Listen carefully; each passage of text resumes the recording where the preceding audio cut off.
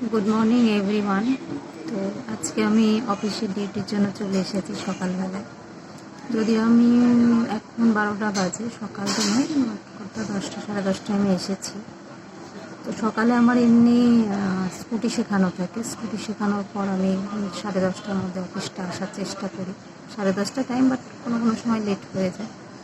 তো আমি কিছু আপনাদের আজকে গাড়ি নিয়ে কিছু প্রাথমিক কথা বলবো। গাড়ি শেখার সময় কী কী জিনিস খেয়াল রাখা উচিত আপনাদের, তো সেগুলো আমি বলার চেষ্টা করবো, বোঝানোর চেষ্টা করবো। ঠিক আছে?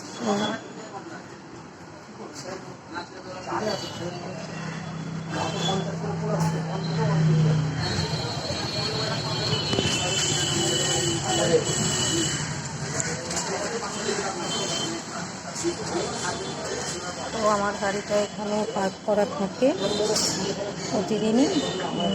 দেখতে পাচ্ছেন আমার গাড়িটা এখানে পার্ক করা, ভালো করে হয়তো দেখাতে পারছি না আপনাদেরকে,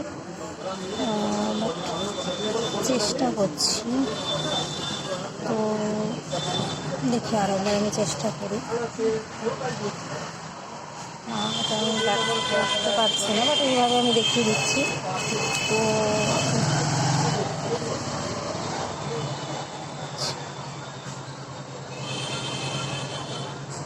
এটা আমার গাড়ি।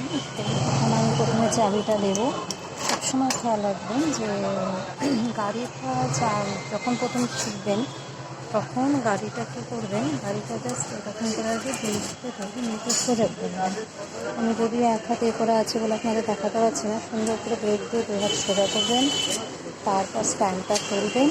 স্ট্যান্ডটা তোলার পর চেষ্টা করবেন যে 2 হাতে গাড়ির ভেতরে করে 2 দিকে পা দিয়ে গাড়িটা ব্রেক করে সোজা করে দাঁড়াবেন, এবং তারপর বসে এদিক ওদিক করে একবার এদিকে টার্ন করবেন, একদিকে ওদিকে টার্ন করবেন।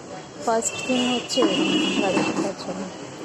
তো আফটার দেন গাড়ির চাবি অবশ্যই তখন বন্ধ রাখবেন, এবং ব্রেক সবসময় ধরবেন। ব্রেক এই জন্য ধরবেন যে কি, ব্রেক যদি আপনি না ধরেন তাহলে কী হবে, গাড়িটা আপনি প্রথম তো এটা ভার নিতে গিয়ে হয়তো দেখা যেতে পারে গাড়িটা পড়ে যাচ্ছে কোনো দিকে, গড়িয়ে একদিকে চাকাটা পড়ে গেলে গাড়ির ব্যালেন্সটা হারিয়ে যাবে।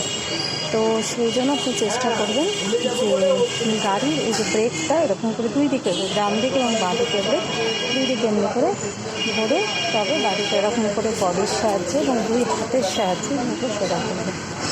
প্রথম গাড়ি নিলে সবপ্রথম কাজ হলো এটাই। তো আশা করি আমি একটু বোঝাতে পারলাম। তো ঠিক আছে, এই পর্যন্তই আজকে। পরে আবার ভিডিও আপনাদেরকে দেবো, আপনারা আমাকে সাপোর্ট করবেন। Thank you everyone.